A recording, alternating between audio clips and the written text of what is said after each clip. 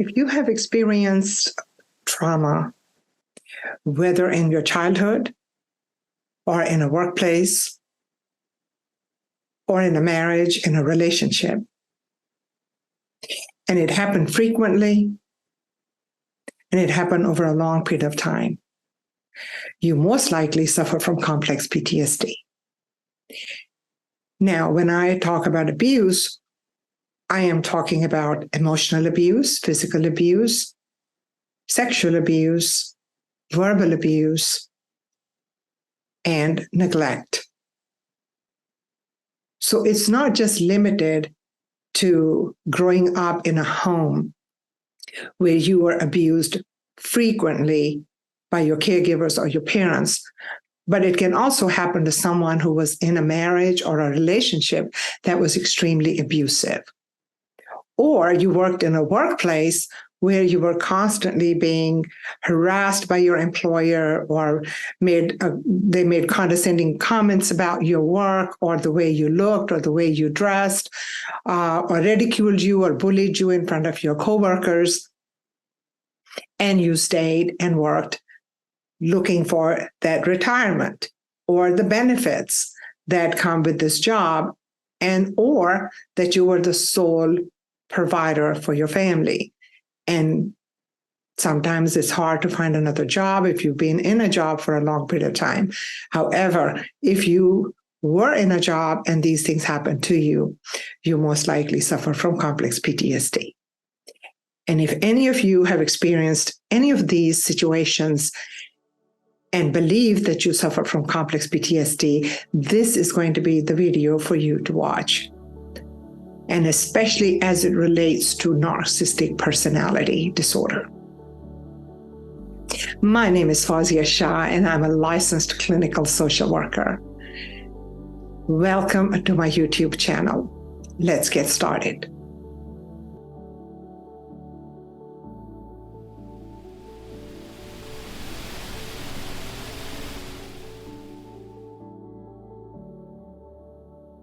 Complex PTSD is a little different from PTSD.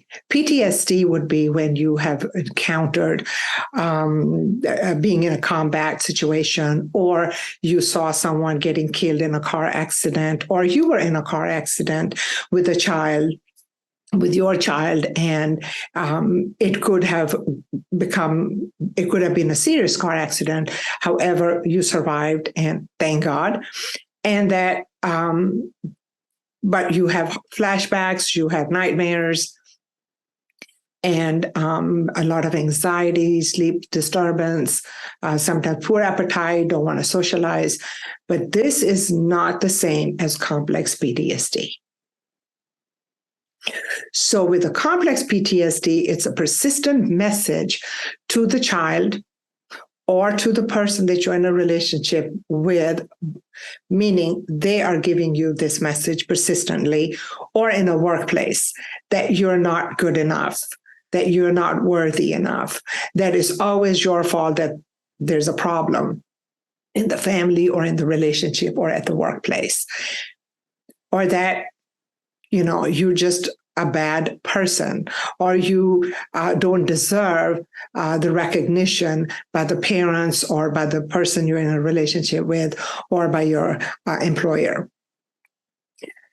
And furthermore, the other message is that if you did not do any of these things, I would not have to treat you this way.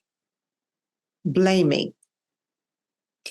And I would say that if you are dealing with a narcissist, and I would say that narcissist parents are incapable of loving their children. I'm talking about a full-blown narcissist. They're incapable of loving their children. They're incapable of caring for their employees, or if they're in a relationship with someone, they're incapable. They just don't cultivate these close bonds. So a child that grows up in a home where they were physically abused or verbally abused or emotionally abused, or their needs were neglected, their needs even for safety and security were neglected, that child is going to grow up with shame, guilt, codependency, and problems in relationships because they did not have the bonding that they need. They did not have the relationship from their parents that mirrored to them the joy and the happiness when the child saw their parents, and the parents did not mirrored it back to the child. Or in a relationship, when you're so happy to see your boyfriend or your girlfriend and the response is not quite the same. Instead, it may be they say something that was very hurtful, or is that what you're going to wear today? Because we're really going to a very fine place. Or, I have been spending time with you. I've been asking you for, more time, and you tell me that you're really not even ready for a relationship, or that you're not really happy with this relationship. When maybe you're not ready for a commitment, and maybe we should not really see each other anymore. Instead of saying, I understand. When you're ready, let me know, because I would love to hang out with you. In a workplace,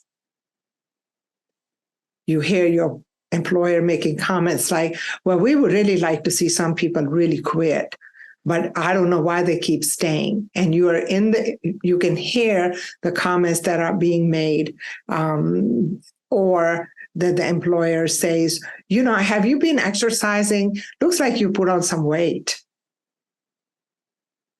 I don't think that's an employer's job to be addressing your physical looks, but it happens. Complex PTSD is very complicated, and the aftermath of that is a fact all the way into adulthood. And even in old age, people that suffer from complex PTSD have relational difficulties, low self-esteem, low self-worth, poor self-image, emotional dysregulation, confusion, not really knowing how to establish relationships or cultivate relationships, second guessing themselves, whether they're making the right decisions or not. And the narcissist parent will require their children to become an extension of them, and they will interfere in their lives even as early as they're 2 or 1 or 5 or 10 or 15, who they can play with, where they can play with, when they can play with.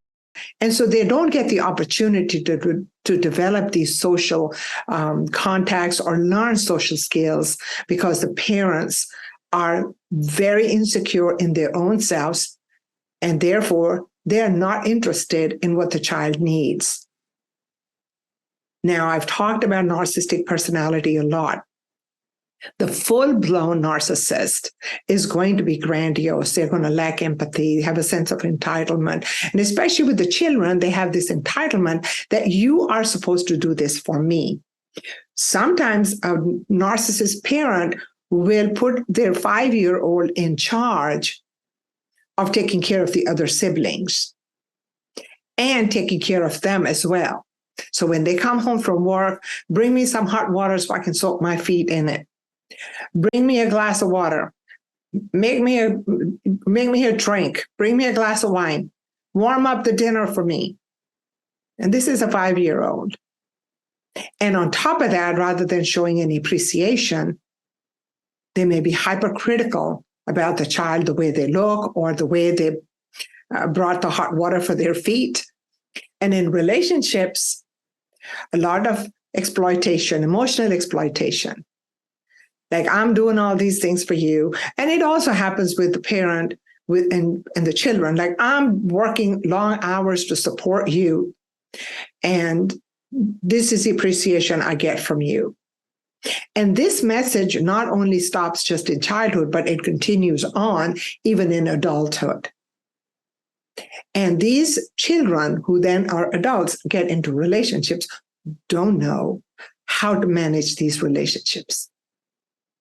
Or if they go into workplace and they have a narcissist boss and they are being abused, bullied, and they continue to stay, is because they never developed the sense of self-worth, and feeling good enough.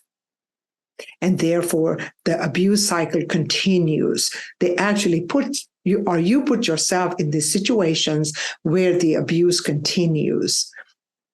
And the narcissist has no interest in what you need or what you want. They're totally oblivious to that, because they obviously have a sense of entitlement, and they're very fragile because any threat that they feel, emotional threat, or what, they will lash out, and there's a lot of hostility. Like, for example, in a relationship, if you happen to be with your boyfriend or your girlfriend and you're out and about and you make a comment, I don't like this, I didn't like the food that much. And out of the blue, because the boyfriend or the girlfriend picked this restaurant, and when you said, I don't like this restaurant, or I didn't really care for this restaurant, the narcissist is going to look at you just criticized them, that what they picked you did not like. And rather than saying, maybe next time we'll go somewhere else, instead, they lash out at you and say, you're a miserable woman, or you're a miserable man. You're a horrible person. You're an unhappy person. Nothing can make you happy. You have a sense of entitlement. I say, don't personalize that, because they're trying to get you, they're hooking you up into an argument. Do not defend yourself, and don't engage with them. Don't start having a conversation about that I am not. Don't defend yourself, and don't explain. Just stay very calm. Even with your boss. Now, workplace situation is going to affect your family life when you come home, because the person who suffered from complex PTSD in childhood is now experiencing the same thing at the workplace and is coming home going to suffer from depression, from anxiety, more trauma. You're adding more trauma to the trauma that you already have. And so there will be emotional dysregulation. And I recommend highly that you need to become very self-aware of your trauma, of your childhood trauma or your relationship trauma or the workplace trauma. You need to become very aware and do some research, learn something about this, and find a very good therapist that you can work with that specializes in trauma and narcissistic personalities, because narcissistic personalities are prone to trauma bond, gaslight,